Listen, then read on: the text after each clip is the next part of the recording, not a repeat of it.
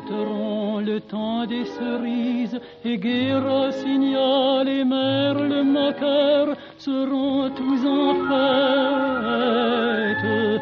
Les belles auront la folie en tête, et les amoureux du soleil au cœur.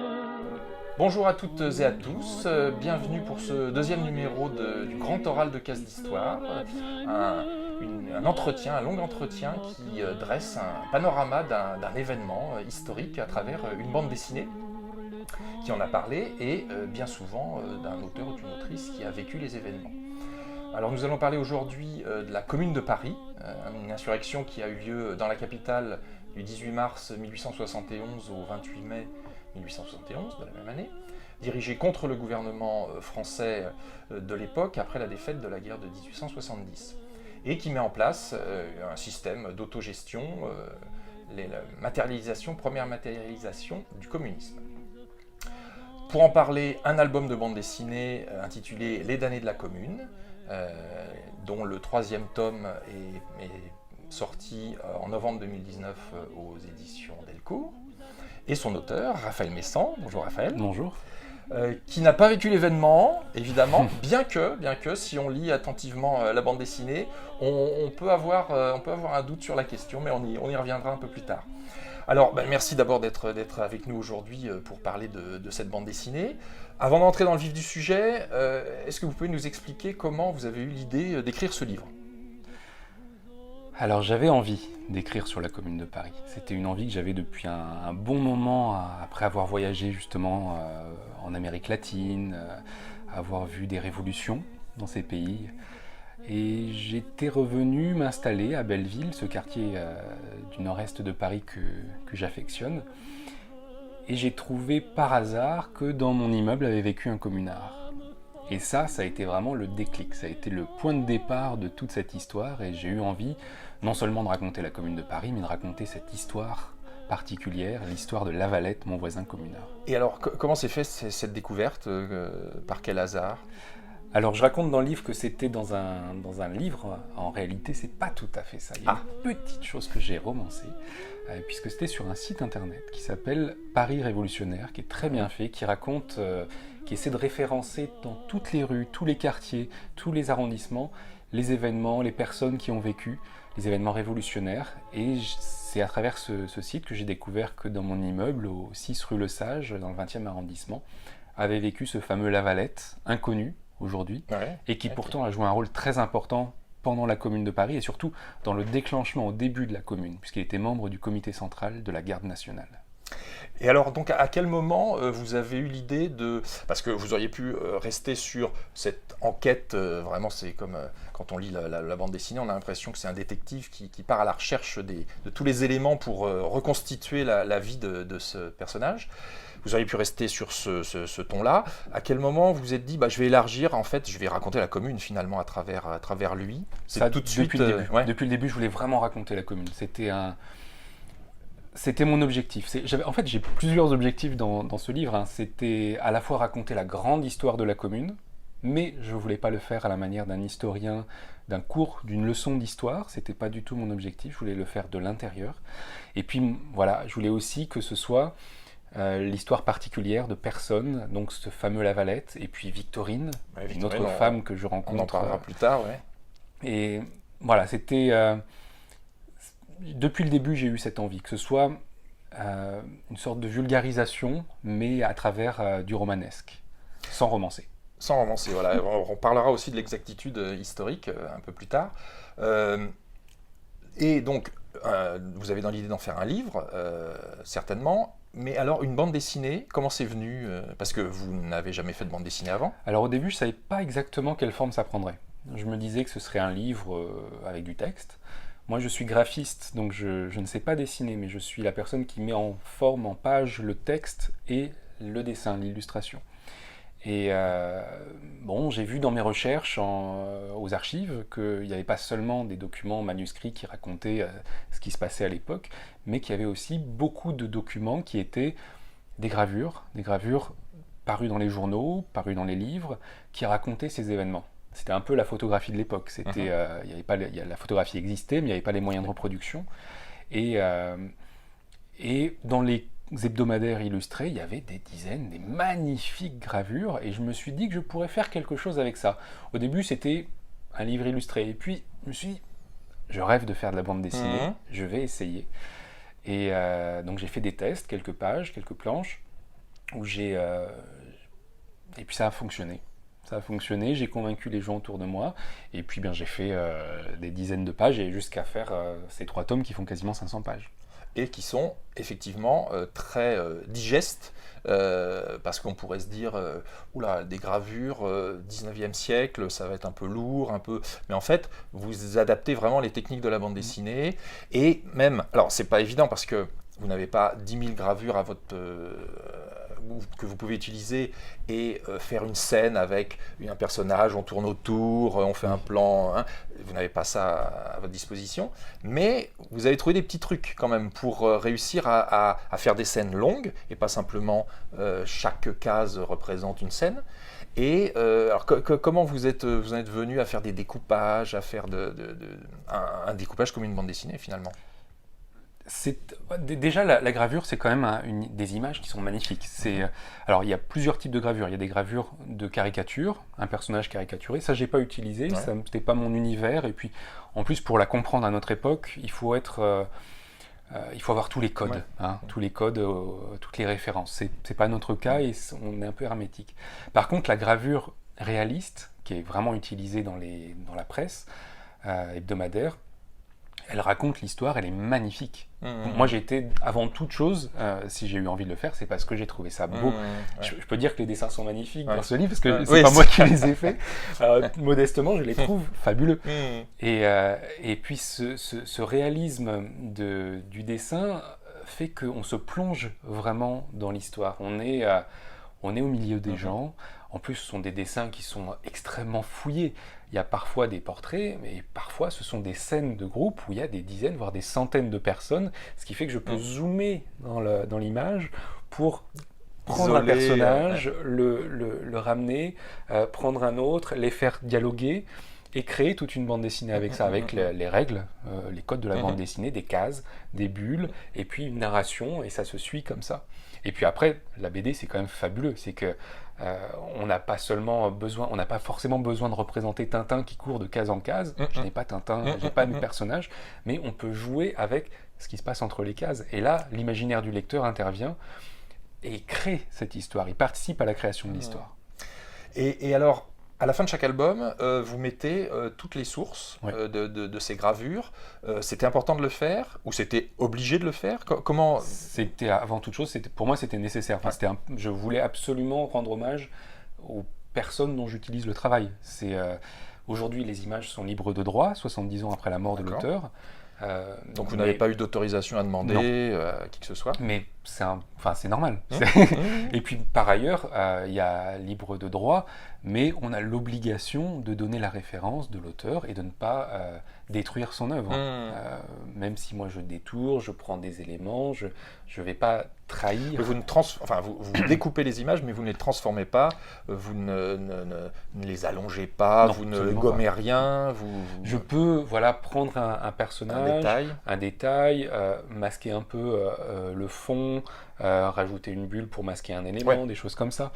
Mais je ne vais pas les trahir, je vais pas non plus les détourner, même si j'utilise des images qui ne sont pas forcément faites pour ça. Moi, je considère plus que je les réinterprète.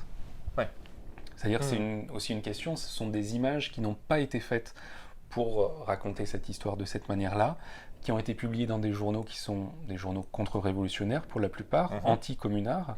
C'était la grande presse bourgeoise en fait, qui avait les moyens et qui n'était pas du tout en faveur de la commune. Comment faire avec ces images anti-communardes pour raconter une histoire où j'ai un parti pris qui est évidemment du côté des communards. Donc certaines images sont violemment anticommunardes, elles ont un aspect un peu caricatural avec des personnages, des hommes qui sont présentés comme des alcooliques, des femmes de petite vertu, des enfants agressifs, violents, et puis d'autres sont plus réalistes, plus vraisemblables, Le dessinateur va sur place, c'est un journaliste qui est dessinateur et qui va sur place, qui observe la scène, qui prend un croquis très rapidement et qui revient au journal. Et là, il fait un dessin beaucoup plus détaillé, ou ça peut être une autre personne encore qui fait ce dessin. Et puis il y a une troisième personne qui intervient, qui va faire la gravure sur la plaque pour la reproduction. 3 artistes. Donc de toute manière, il y a une perte ou une évolution, en tout cas, dans le dessin, de toute manière. Oui, à la base, bien sûr. À l'origine. Ce n'est pas une photographie, et encore la photographie elle-même est une interprétation. Ouais. Alors dans les gravures, sur les gravures, vous utilisez beaucoup le récitatif. C'est surtout le récitatif qui domine, mais il y a aussi des bulles. On est dans de la bande dessinée, il y a aussi des bulles, et c'est souvent très drôle. Alors pourquoi avoir utilisé l'humour, parce que vraiment à chaque fois qu'il y a une bulle, allez, une fois sur 2, c'est drôle, et puis en plus ça marche bien. Pourquoi avoir introduit de l'humour? Alors dans les bulles, il y a plusieurs choses. Il y a certaines qui sont vraiment la citation exacte d'un propos, et puis d'autres où je me permets, moi, d'inventer quelque chose, de glisser un petit peu mes petites touches, et j'avais besoin, en fait, d'avoir... par exemple, dans le 3e tome, on est sur la semaine sanglante, donc cette dernière semaine de massacre de la fin de la Commune. Ça prend aux tripes, c'est bouleversant, mais le premier chapitre, je l'ai voulu plus léger, justement, avant de rentrer dans cette histoire. Et donc là, je m'amuse à me glisser, j'imagine que je me glisse dans le passé. J'imagine que je rencontre des personnages de l'époque, et j'imagine même que je rencontre un personnage de mon époque, qui est Tardy, Jacques Tardy, l'auteur de bande dessinée du Cri du Peuple, dont j'avais lu la BD et qui m'a inspiré sans doute cette envie, qui a suscité cette envie de me plonger plus avant dans la Commune. Et puis oui, c'était aussi, je pense, l'humour, une manière finalement, de faire réfléchir. C'est-à-dire qu'il y a ce qu'on pense être la réalité, puisqu'il y a des images qui paraissent vraisemblables, il y a des textes qui sont des citations exactes, et en même temps, de temps en temps, on a besoin de se dire, tout ça, c'est une interprétation. Même si je donne les textes exacts, j'ai choisi de donner cela et pas d'autres. C'est mon point de vue, mon interprétation. C'est votre choix. Et il n'y a pas de vérité objective.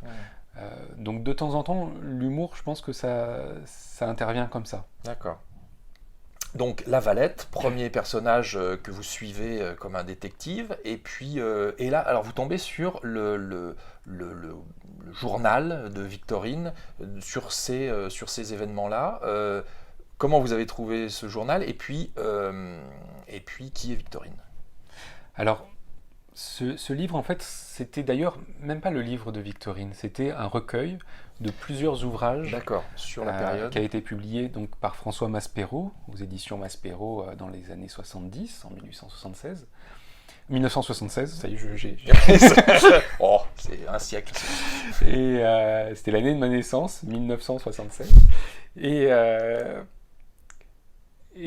j'ai lu donc d'autres témoignages, et puis celui-ci, il m'a bouleversé, il m'a touché, il s'arrêtait, donc c'était quelques pages, et puis je suis allé chercher le livre, la réédition par François Maspero, puis l'édition originale en 1909 en Suisse. Et quand je l'ai découvert, j'ai pas pu lâcher ce livre. Et donc Victorine, c'était une femme qui avait pas une vingtaine d'années, elle avait une trentaine d'années pendant la Commune. Elle avait déjà eu un enfant qu'elle avait malheureusement perdu, un deuxième enfant qu'elle perd quelques jours avant l'insurrection. Et c'est une petite femme sans histoire. C'est comme tous ces communards. Ce sont des personnes sans histoire.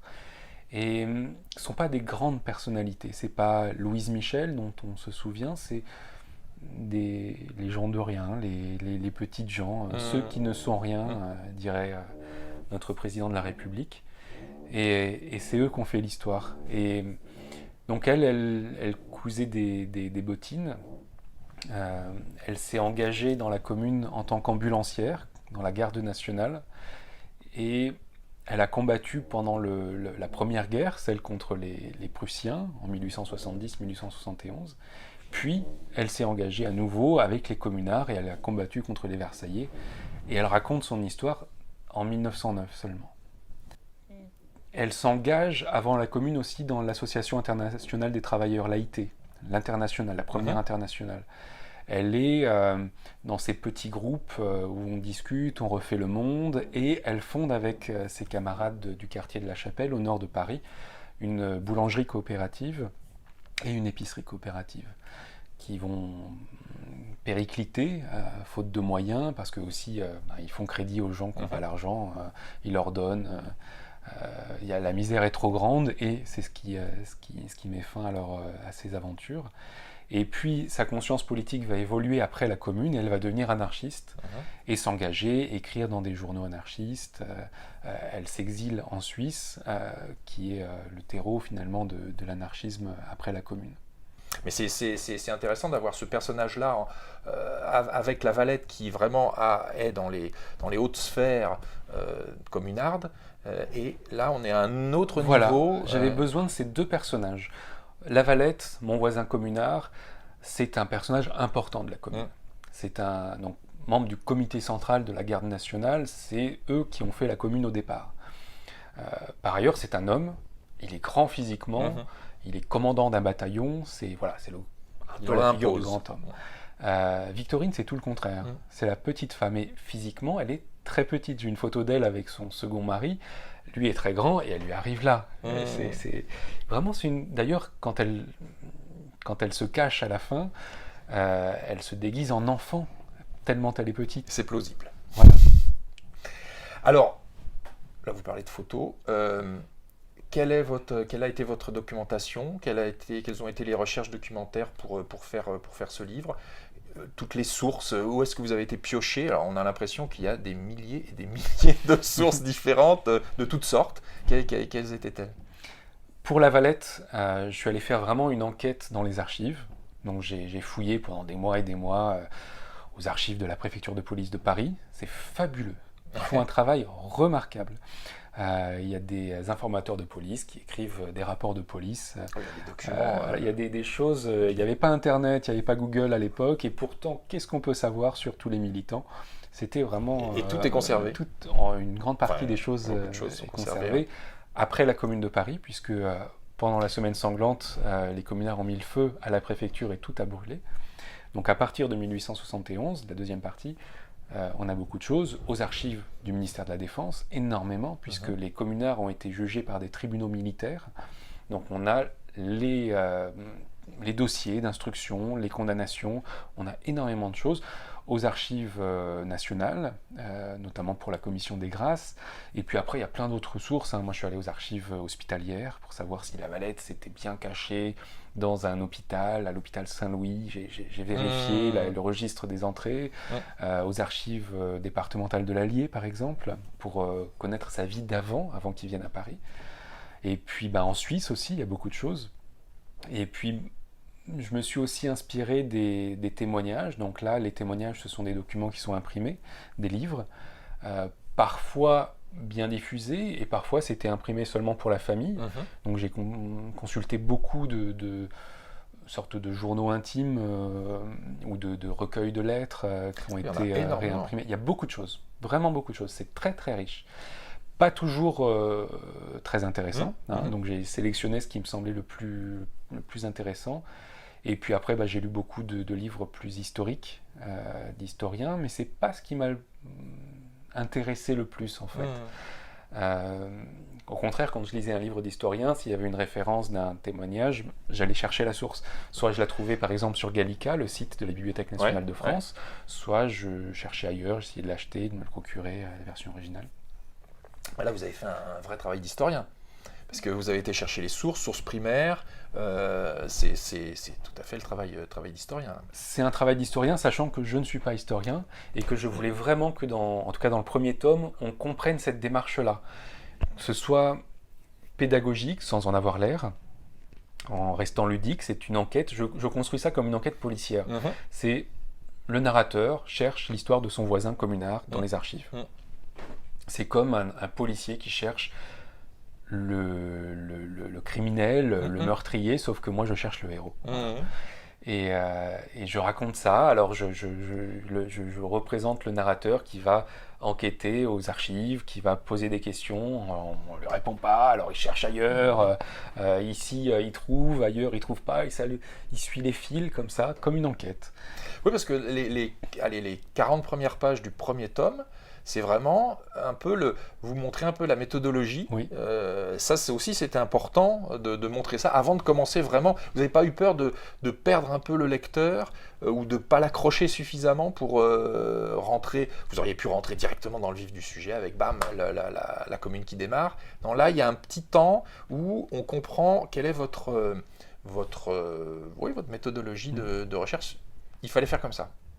En tout cas, je l'ai fait comme ça. Oui, aujourd'hui, ça... je le ferai différemment. Oui.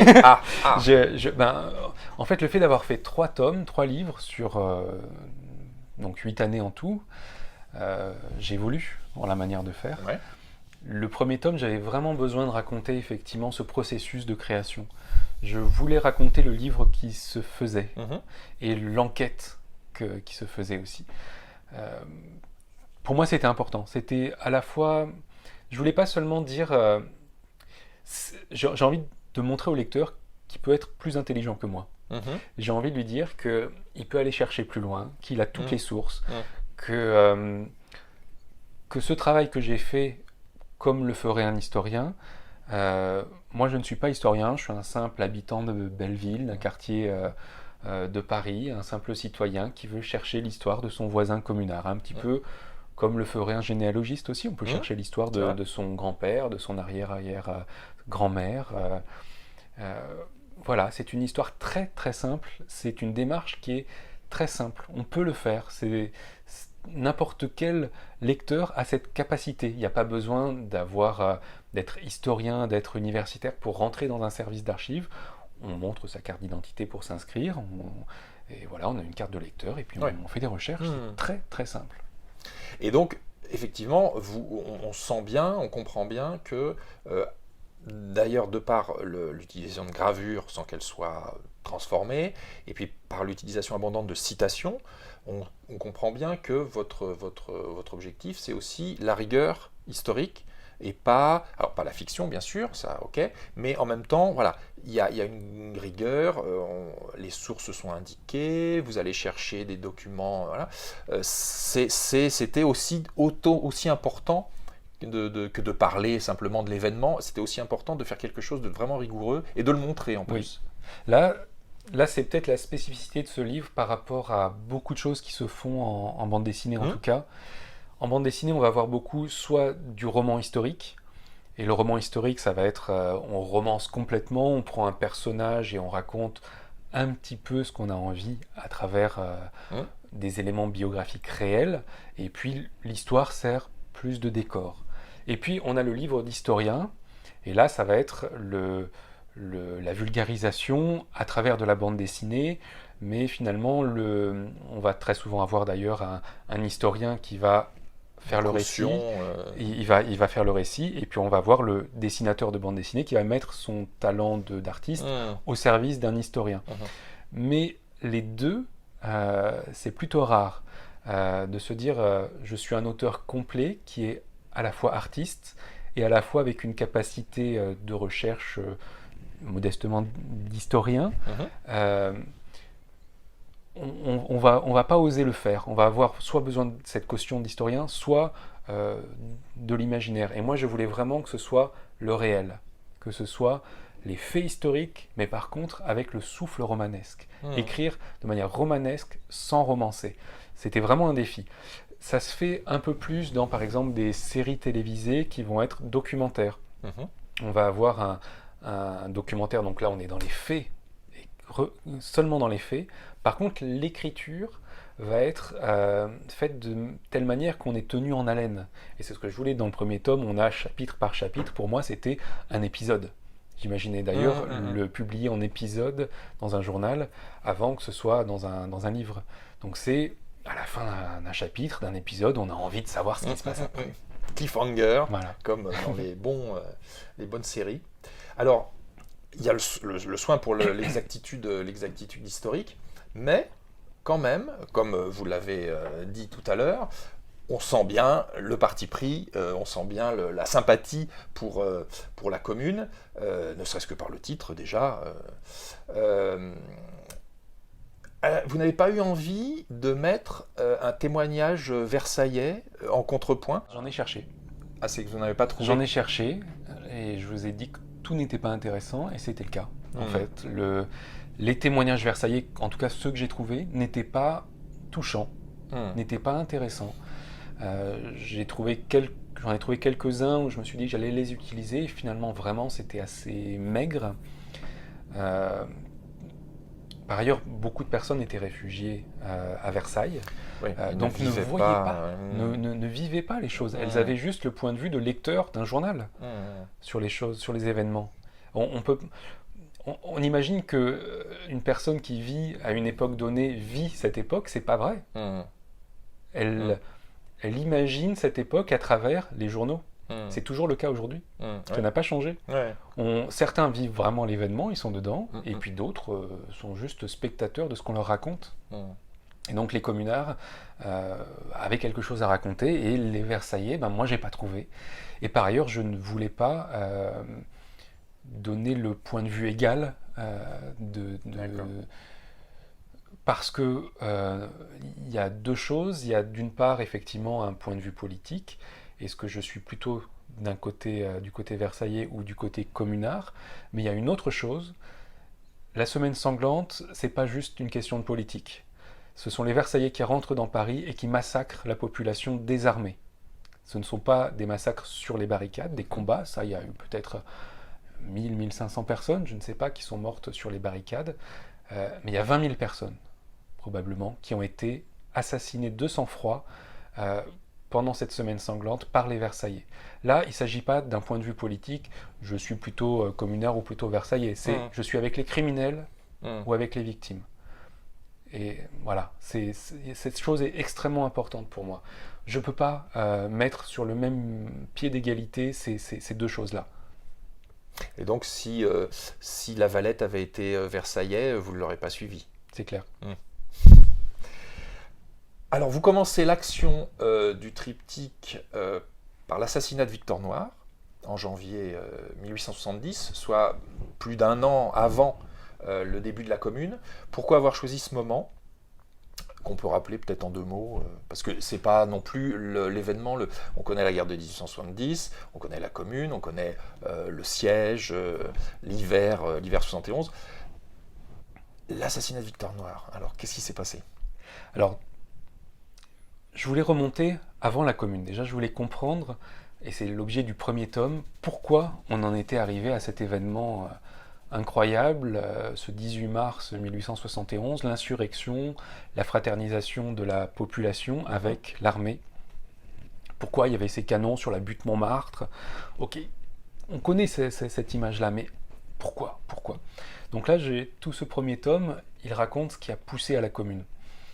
Il y a une chose importante, c'est la guerre de 1870-71, et là, je me suis posé la même question, mais pourquoi? Pourquoi il y a eu cette guerre? Et je l'ai posé à des historiens, à des amis, j'ai lu des choses. Alors on m'a parlé de la dépêche d'Ems, on m'a parlé de la succession au trône d'Espagne. J'ai lu toutes ces choses, mais ça suffisait pas, puisque moi, ce que j'ai vu, c'est que ces questions étaient réglées juste avant l'entrée en guerre de la France contre les Prussiens, qui allaient devenir les Allemands par la suite. Pourquoi?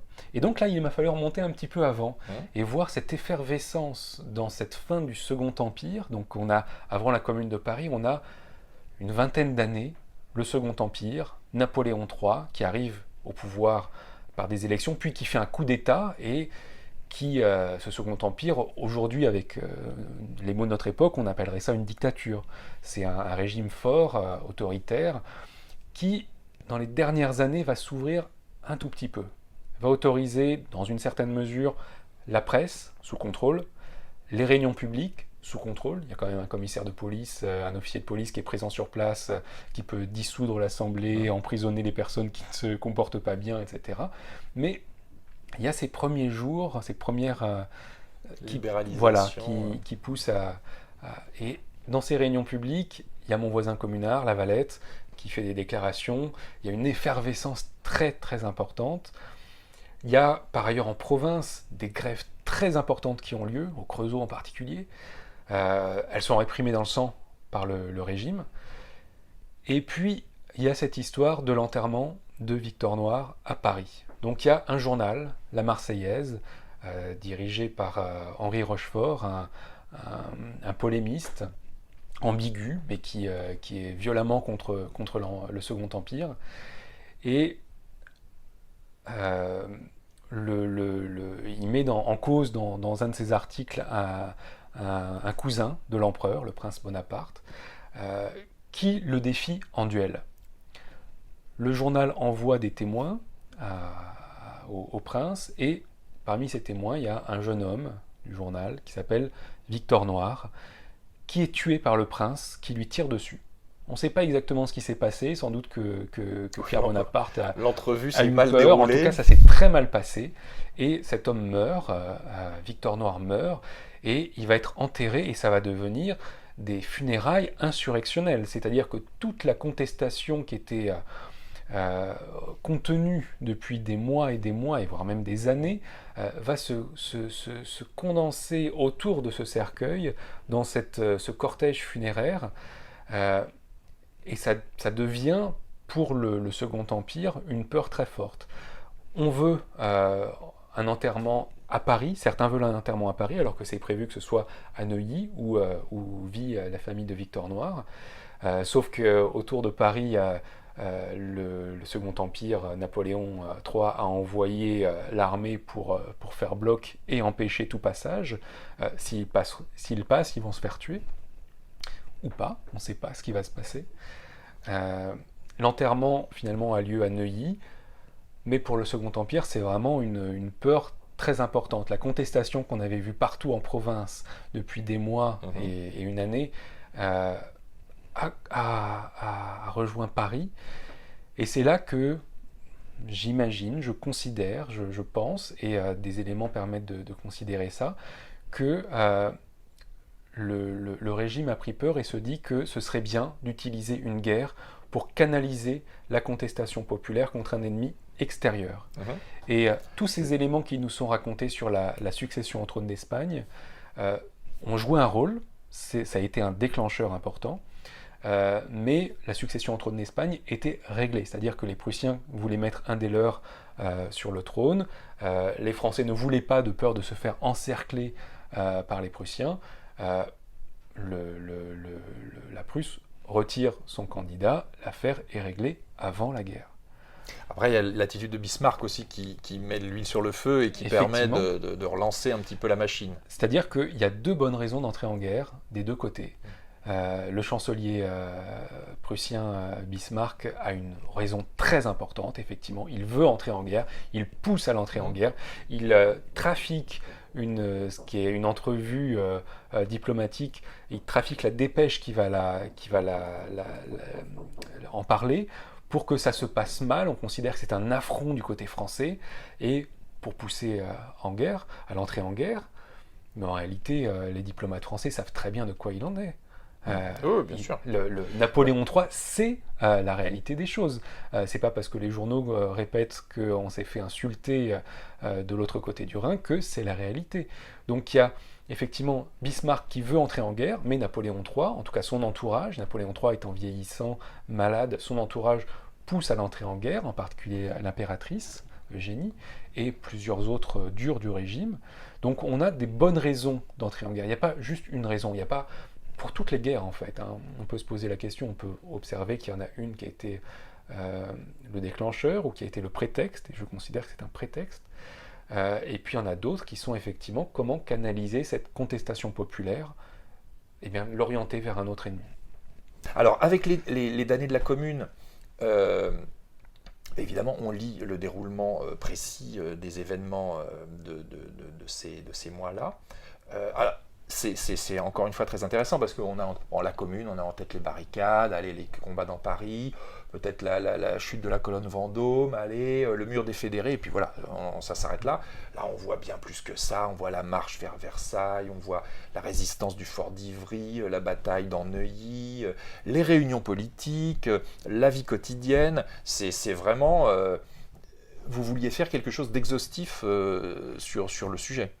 Un peu. Ouais, c'est ça. Mais je me suis arrêté, je ne sais pas du tout aller, exhaustif évidemment, mais on peut aller beaucoup plus loin. Par contre, ce qui m'a intéressé dans cette écriture chronologique, c'est vraiment qu'on ressent les choses. On ressent le temps qui s'écoule, on ressent cette journée qui est importante, par exemple, du 18 mars, le jour de l'insurrection, alors du 28 mars, le jour de la proclamation de la Commune devant l'hôtel de ville, sur le parvis de l'hôtel de ville. Ou alors on ressent toute une période qui est l'hiver 1870-1871 avant la Commune, Paris encerclé par les Prussiens, le siège de Paris, l'absence de circulation, la famine, on ressent ces choses-là. Et c'est ce que j'ai pas trouvé dans des livres d'historiens, qui vont faire des thématiques, un angle particulier, les femmes sous la Commune, la justice sous la Commune. Cette écriture chronologique, je ne l'ai pas ressentie, en fait, très peu. Un peu, mais c'était assez absent, en fait, des livres que j'ai consultés. Et c'est ce qui m'a le plus intéressé, moi, c'est de ressentir les choses avec les personnes sur place, avec leurs témoignages, avec leurs images, avec leurs mots et leurs images. Et alors, on apprend aussi beaucoup de choses sur les décisions prises par la Commune, et qui ont été assez... enfin, on en parle très peu. Je peux citer pêle-mêle la séparation de l'Église et de l'État. C'était pendant la Commune, déjà. Enfin, après, ça a été... On est revenu dessus, mais la fin de la conscription, les officiers de la garde nationale qui sont élus, la reconnaissance de l'union libre, le prix minimum du travail pour les marchés publics, le SMIC, quoi. Alors, ce sont des projets, des avancées qui n'ont pas eu le temps d'être peut-être mises en pratique. Pour le prix minimum, en tout cas, oui. Pour l'égalité homme-femme, il y a des avancées, des choses qui sont faites, mais en tout cas, les idées 72 jours, la Commune. Voilà, et en 72 jours, mises sur la table. Un laboratoire incroyable. Voilà. C'est toutes ces idées qui sont, effectivement, dès le 2 avril, quelques jours après la proclamation de la Commune, le 28 mars, séparation de l'Église et de l'État. Ça interviendra en 1905. La fin de l'armée de métier et son remplacement par ce qui est la garde nationale. Donc ce sont les citoyens qui s'engagent dans cette milice civile. Et ils élisent leurs officiers. C'est incroyable. Ils peuvent les révoquer. Tout moment. Il y a autre chose de très intéressant dont on se rend compte et qu'on n'a pas forcément en tête quand on pense à la Commune, c'est les dégâts énormes sur Paris. Bon, évidemment, on a en tête les dégâts humains, on connaît, mais alors, que ce soit avec les bombardements versaillais ou les incendies des communards sur la fin des bâtiments. Alors, c'est bon, l'hôtel de ville, oui, d'accord, mais il n'y a pas que l'hôtel de ville. Et au final, à la fin des combats, on a l'impression d'être, en voyant toutes ces gravures, qui sont peut-être un peu parti pris, mais on a l'impression d'être vraiment dans un champ de ruines, et on n'imagine pas comment, en plus, avec toutes les déportations et toute la population qui a dû quitter Paris, on ne s'imagine pas comment il a fallu reconstruire en fait une ville après la Commune finalement. Enfin, en fait, je crois qu'on a du mal à avoir conscience de cette ville au XIXe siècle, à la fin du XIXe siècle. D'abord, c'est Haussmann. C'est le baron Haussmann, le préfet de la Seine de Paris, qui transforme complètement Paris. Mais on imagine que ça va être les belles constructions haussmanniennes, enfin si on trouve ça joli, les grandes artères, si on trouve ça joli, les grandes places, si on trouve ça joli. Non, c'est la destruction d'une partie de Paris, du Paris ancien, du Paris médiéval, de l'île de la Cité. C'est pendant des années, les Parisiens vivent dans un immense chantier. Les pauvres sont déplacés. Ceux qui vivaient au centre vont vers la périphérie, vers la banlieue, qui, en 1860, est rattachée, annexée à Paris. Donc les les villes de banlieue deviennent des quartiers, comme Montmartre, comme Belleville, comme Vaugirard, etc. Et puis, il y a la guerre de 1870-1871 contre les Prussiens, et là, il y a déjà des premiers bombardements très importants qui ont lieu, puisque pendant tout l'hiver, les Prussiens sont aux portes de la capitale, donc la capitale est encerclée par des fortifications, une enceinte gigantesque, avant le périphérique, sur les boulevards extérieurs, de l'actuel périphérique. Et donc là, il y a des premières destructions. Et puis, il y a les deuxièmes destructions, le second siège de Paris par les Versaillais, et qui bombardent intensément Paris, surtout le sud-ouest, puisque les obus ne peuvent pas aller forcément très très loin, et le nord-est de Paris est toujours contrôlé par les armées allemandes. Et puis à l'entrée ensuite dans Paris, par le sud-ouest de Paris, par la porte de Saint-Cloud, les Versaillais qui se déversent dans Paris et qui prennent petit à petit, jour après jour, en étau la capitale jusqu'à Belleville, au nord-est de Paris, au nord-est de la place de la République, l'actuelle place de la République. Et là, ce sont des destructions gigantesques. On se bat donc à l'artillerie, avec des obus qui tombent de part et d'autre. Les obus versaillais font énormément de dégâts, en particulier dans les quartiers populaires, qui sont les quartiers les plus défendus par les communards. Et puis certains communards mettent le feu à des bâtiments officiels. On parle des Tuileries. Donc les Tuileries, c'était le musée du Louvre actuel. Ce palais du Louvre la grande cour était fermée par un bâtiment qu'on appelait les Tuileries, qui donnait sur l'actuel jardin des Tuileries. Entre le Carrousel et les jardins des Tuileries. Et il y a d'autres bâtiments qui vont être incendiés, en particulier l'hôtel de ville, qui a été reconstruit par la suite quasiment à l'identique, qui lui ressemble beaucoup, et puis d'autres bâtiments officiels. Donc ça, effectivement, ce sont des incendies communards. Il y en a quelques-uns très symboliques, très importants, mais l'immense majorité des incendies, ce sont des... Après les bombardements... C'est les combats, c'est les bombardements versaillais principalement. Et vivre dans cette ville détruite, par la suite, effectivement, on les retrouve dans les gravures, dans des photographies aussi. Il y a toute une imagerie de ce Paris détruit, et il y a même un tourisme. Il y a un livre touriste, un guide touristique, une balade dans le Paris détruit, où l'auteur dit: alors aujourd'hui nous allons aller dans le centre et visiter telle chose, observer l'hôtel de ville dont on ne voit plus que les murs calcinés. Maintenant nous allons aller tel jour dans le parc des Buttes-Chaumont. Alors en bas du parc il y a un charnier énorme, on passait devant. Alors la transition est glaçante, mais parlons aussi des dégâts humains. Il y a un chapitre qui est consacré entièrement à la répression de la Commune. Vous avez un petit peu parlé tout à l'heure. Alors, les exécutions sommaires, ça court sur tout un chapitre, avec des témoignages hallucinants qu'on a aussi oubliés, que vous remettez sur le devant de la scène, des témoignages sur la façon dont ça se passe, qui rappellent les guerres civiles modernes les plus horribles, que ce soit au Rwanda ou même de la Seconde Guerre mondiale. Donc c'est des choses aussi qu'on découvre finalement, que le grand public découvre. Moi je croyais savoir, je croyais connaître. Et en me plongeant dedans, en lisant ces témoignages, je me suis rendu compte que c'était au-delà de ce que je pouvais même imaginer, en fait. Je disais, j'ai travaillé 8 ans sur les 3 livres. Le premier livre a été publié au bout de 6 ans de travail. Le deuxième, j'ai mis environ 1 an et demi. Et le troisième, j'ai mis seulement 4 mois à l'écrire, et un peu plus dans les recherches. Mais heureusement que ça n'a pas duré plus longtemps, parce qu'il est tellement fort, tellement bouleversant. Ce que j'ai trouvé était... Voilà, j'ai énormément pleuré en faisant les recherches et en écrivant ce livre. C'est glaçant, c'est terrifiant. On ne peut pas imaginer que ça ait eu lieu. Quand on dit qu'il y a eu 20 000 morts, c'est abstrait. Que 20 000 communards ont été massacrés par les Versaillais. C'est un chiffre. Mais quand on lit les témoignages des personnes qui ont vécu ces événements, et qu'on en lit un, on se dit, bon, c'est peut-être exagéré. On lit un article de presse, on se dit, bon, il doit avoir un parti pris. On lit un troisième témoignage, un quatrième, un cinquième, et là, il y a un effet d'accumulation, et voilà,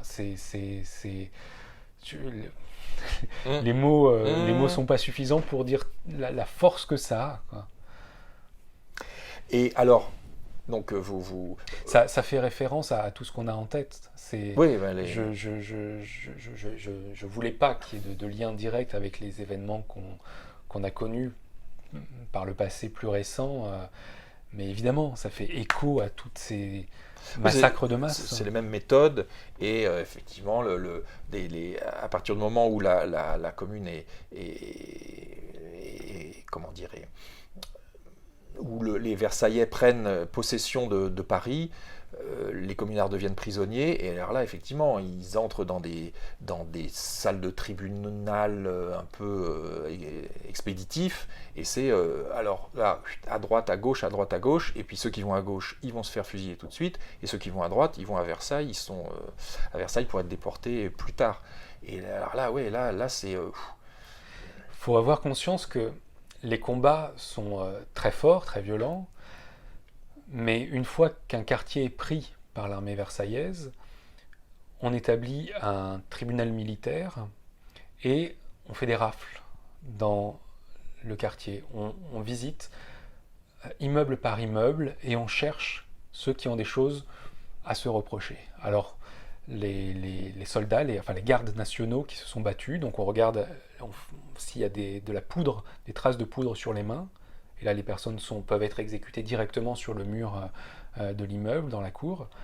On regarde s'il y a des uniformes, et même on arrête tout un tas de gens qui n'ont rien à voir avec l'histoire. Il y a des gens qui sont juste dénoncés par un voisin, par une personne qui voulait sa place. Même j'ai trouvé par la Valette, mon voisin communard, dénoncé par un rival en amour.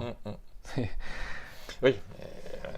Alors effectivement, pour le coup, ça tombait bien parce qu'il avait des responsabilités dans la commune, mais ça pouvait être n'importe qui. Et alors d'ailleurs, les dénonciations, vous en parlez pour plus tard parce que ça a duré pendant des années. Vous citez le chiffre de 379 828 lettres de dénonciation d'insurgés. C'est hallucinant, le nombre de lettres de dénonciation. 400 000 lettres de dénonciation. Oui. Dont certainement, sur les 400 000, on peut estimer qu'il y en a un certain nombre qui... Beaucoup trop anonymes, effectivement, et les Versaillais étaient submergés, en fait.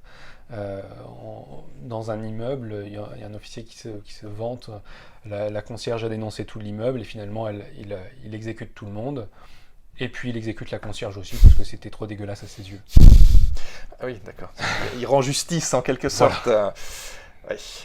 Oui, non, mais voilà, c'est un exemple de choses qu'on n'associe pas à la commune, en fait.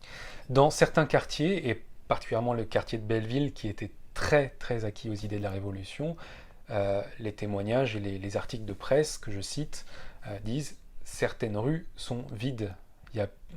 Les immeubles sont quasiment déserts, il n'y a plus que des personnes âgées, des femmes, et encore qu'on en fusillait beaucoup.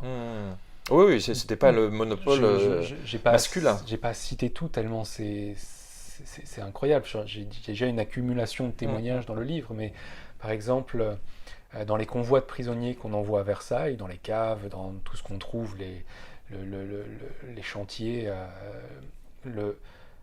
dans ces convois, un militaire arrête le convoi, un officier, le général Gallifet, et fait sortir ceux qui ont des têtes blanches, des cheveux blancs sur la tête.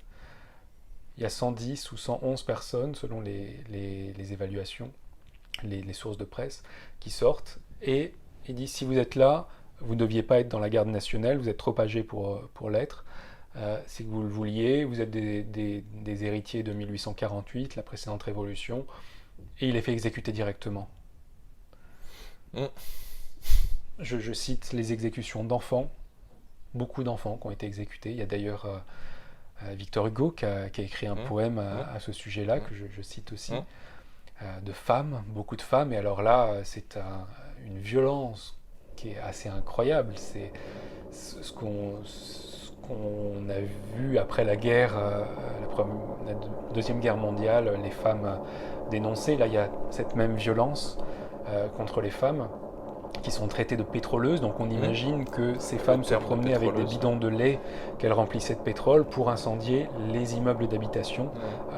Cette image des pétroleuses est une invention. Ça n'a jamais existé.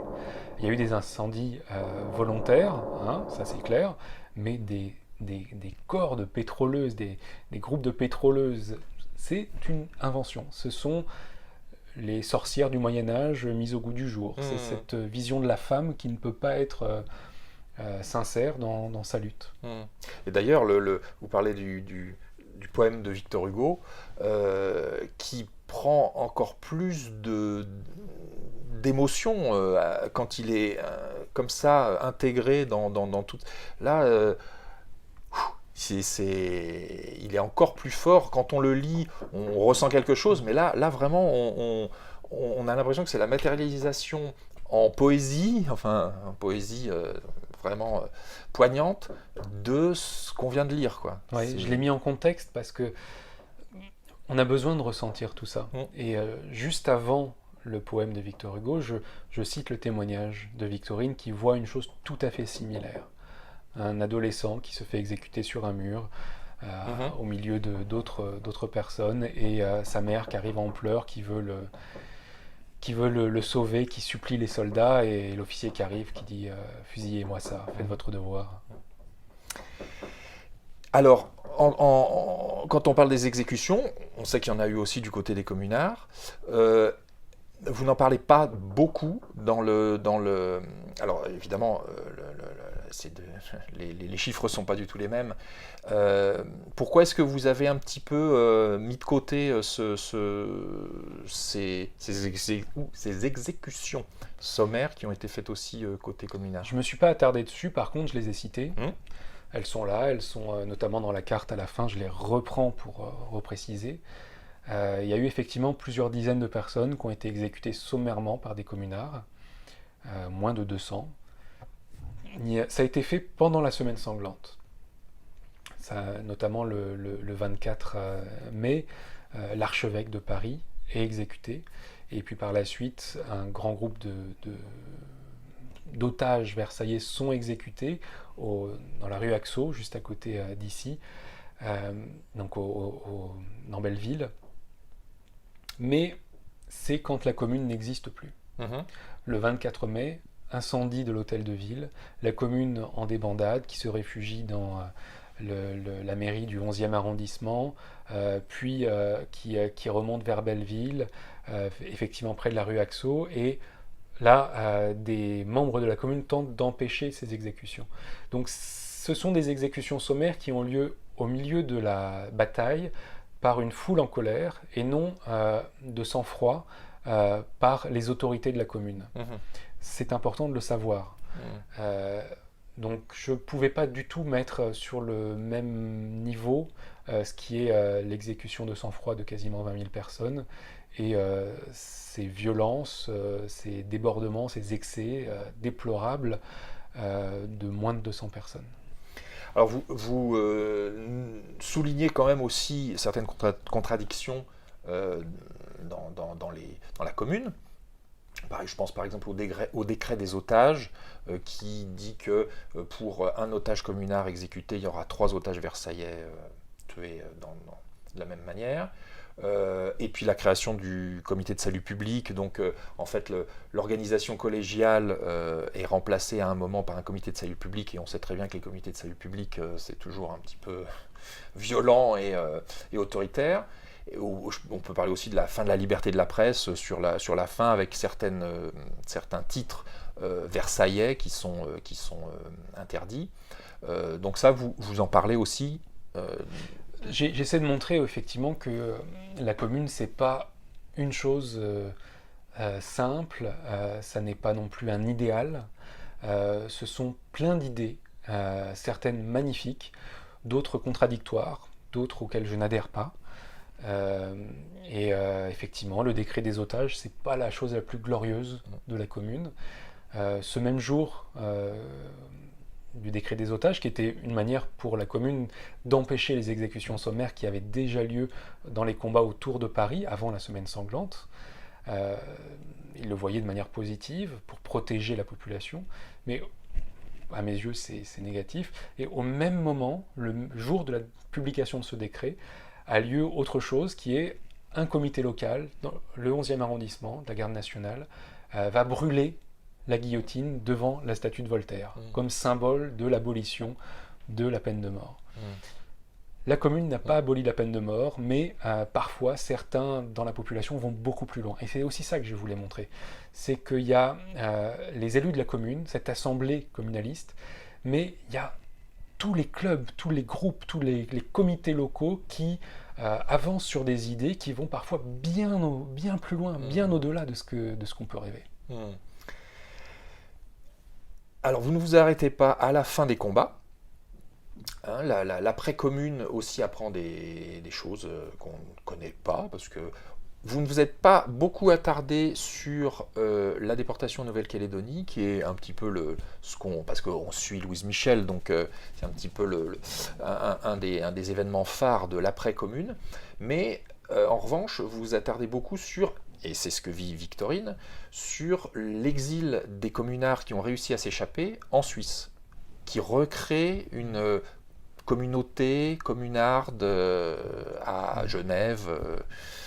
Donc ça, c'est très intéressant aussi, parce qu'on ne connaît pas du tout, le grand public ne connaît pas du tout l'après, à part les déportations, l'après-commune pour les communards. Là, j'ai réduit, je pensais faire beaucoup plus long, et finalement, je voulais quand même montrer après, donc ce dernier chapitre, après les massacres, après la fin de la commune, je voulais montrer ce qui s'était passé. Donc il y a quand même quasiment 10 ans, 9 années pendant lesquelles les communards sont persécutés. Et donc en France, ceux qui ont été arrêtés sont emprisonnés, donc il y a des milliers, il y a 40 000 personnes qui ont été faites prisonnières, et la plupart sont emprisonnés dans des prisons qui sont toutes les prisons qu'on trouve en France, on les occupe, et comme ça ne suffit pas, on met les communards sur les pontons de bateaux désaffectés, bateaux militaires désaffectés, dans la Manche ou au large de Brest principalement. Donc la rade de Brest devient une prison à ciel ouvert avec plein de bateaux désaffectés où on met ces prisonniers. Beaucoup vont mourir de maladies. Et puis, une partie de ces condamnés va être déportée, 4500, vers la Nouvelle-Calédonie. Parmi eux, il y a Louise Michel. Et puis enfin, ceux qui réussissent à s'enfuir, à se cacher, vont se réfugier principalement à Londres, en Belgique et en Suisse. Et c'est le cas des 2 communards que je suis qui se réfugient à Genève. Oui, parce que la Valette, effectivement, au bout d'un moment, se rend ensuite en Suisse aussi. Effectivement, l'exfiltration de Victorine est rocambolesque. Rien que ça, c'est déjà un roman d'espionnage. Là, on est dans quelque chose de... La Valette aussi, il faut se déguiser, il faut passer entre les barrages, il faut se cacher dans la cave. Et il y a des gens qui prennent chez eux ces communards et qui les cachent. Enfin, c'est passionnant aussi. C'est une chose aussi, il y a beaucoup de gens qui étaient anti-communards et qui, devant l'ampleur des massacres, se sont dit c'est pas possible. On va les cacher, c'est un petit peu le Malvina Blanchecotte. Malvina Blanchecotte, c'est un peu ce qu'elle écrit aussi, c'est que elle est tellement choquée par ce qui se passe. Il y a des prêtres qui vont cacher des communards, même un évêque qui aide mon voisin communard. Alors même si vous racontez la commune, il y a quelques parallèles avec la situation actuelle dans la bande dessinée. Par exemple, on voit l'affiche qui annonce les élections pour la commune. C'est quoi cette affiche? Et parfois on la revoit encore aujourd'hui. C'est quoi cette affiche? C'est une grande affiche qui a été signée par le comité central de la garde nationale qui appelle aux élections de la commune, donc signée notamment par mon voisin communard, la Valette. Et cette affiche, en fait, elle est magnifique. Elle dit ce que devraient être les élus. Et c'est une affiche que je vois de temps en temps dans mon quartier de Belleville, collée sur les panneaux électoraux, la nuit, par des gens, des inconnus. Et le matin, on redécouvre, un siècle et demi plus tard, ces mots d'une autre époque. Ah oui, vraiment d'une autre époque, et même pour l'époque, qui était vraiment, effectivement, comment se comporter quand on est un élu. Et bien sûr, il y a un écho avec ce qu'on peut... les différentes affaires judiciaires qui peuvent être, et sans parler même des affaires judiciaires, mais simplement les promesses qui ne sont pas tenues, ou des choses comme ça, qu'on entend depuis le début de la Ve République. Là, effectivement, il y a un programme alors qui, à l'époque, devait être complètement surréaliste. C'est surtout pour moi, choisissez des gens parmi vous, les vivants, les mêmes mots, voilà, qui vivent parmi vous. Et pas forcément ceux qui se présentent à vos suffrages, qui vont modestement parce qu'on sait que c'est eux qui... Les professionnels de la politique.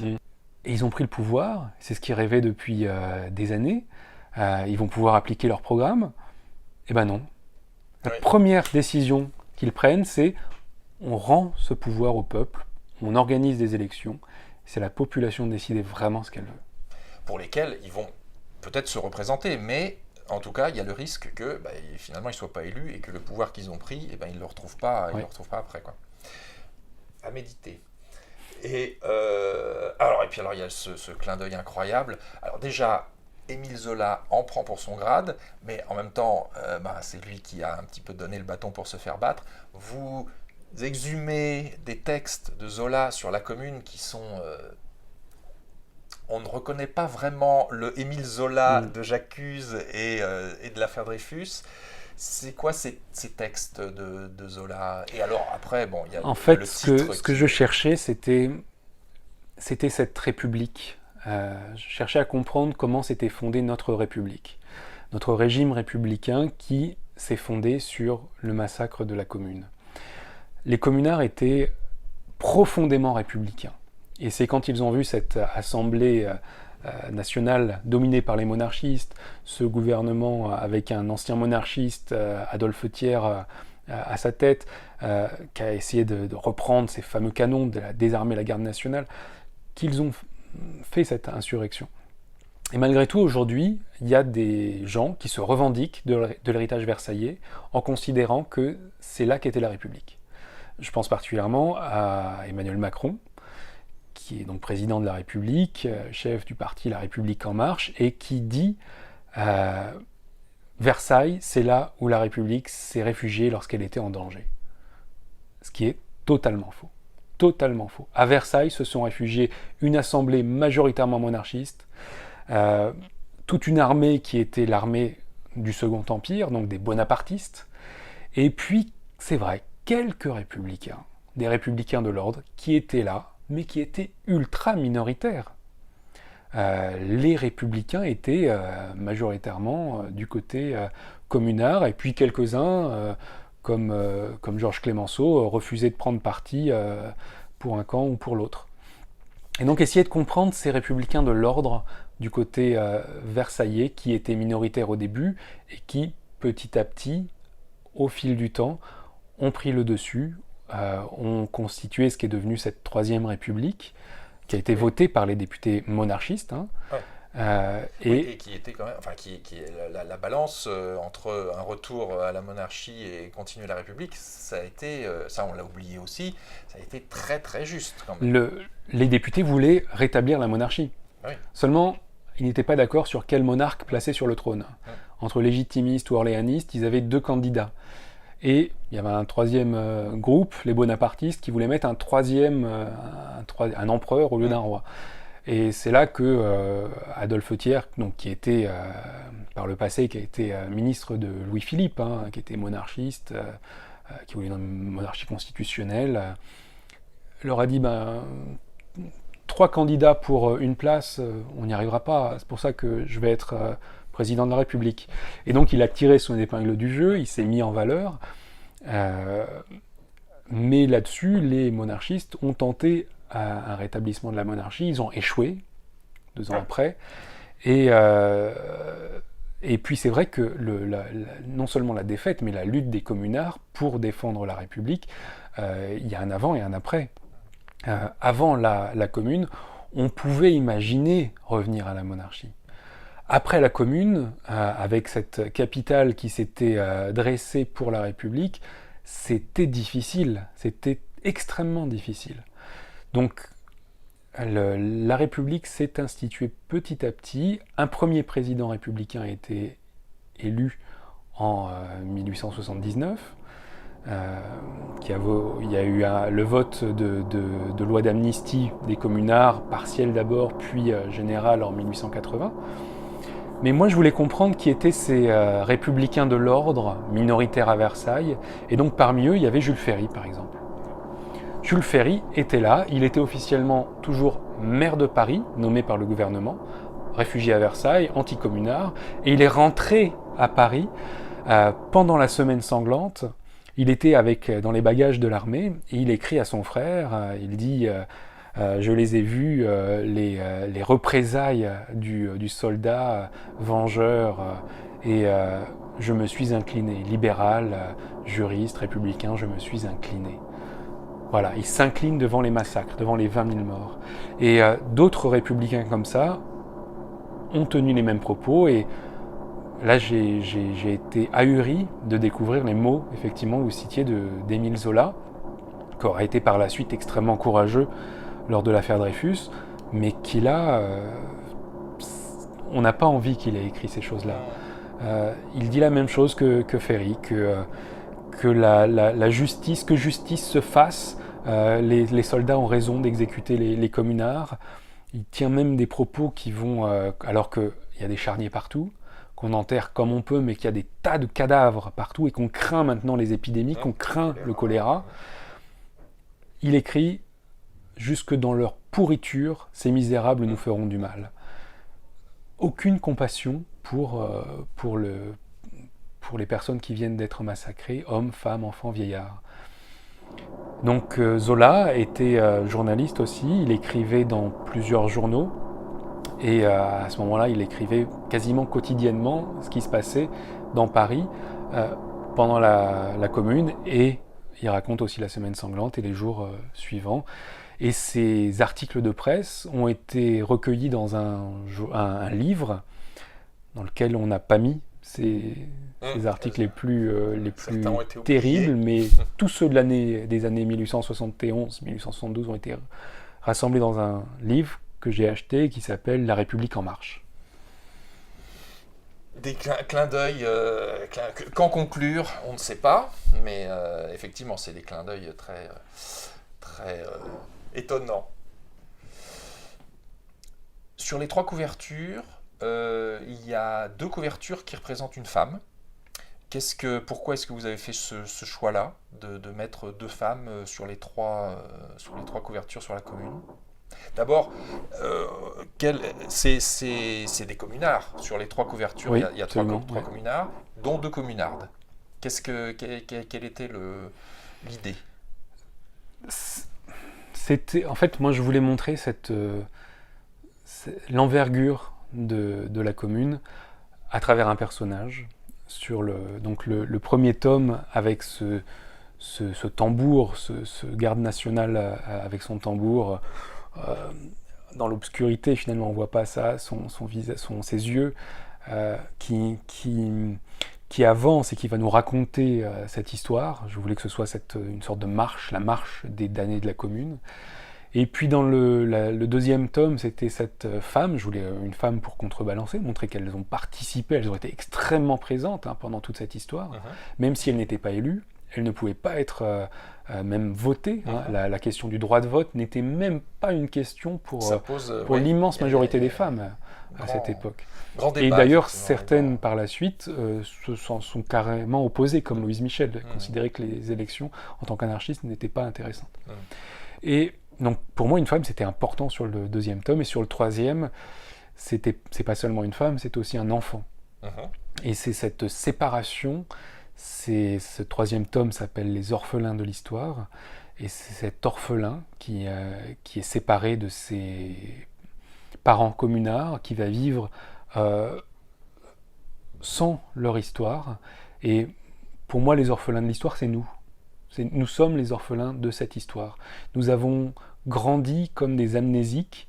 On ne nous a pas raconté cette histoire à l'école. Elle ne fait pas partie du programme. Elle est dans les manuels scolaires, elle fait un paragraphe, elle fait une page, mais elle n'est pas dans le programme. Et quand un enseignant en parle, c'est vraiment qu'il a envie. Il considère que c'est important. C'est extrêmement rare.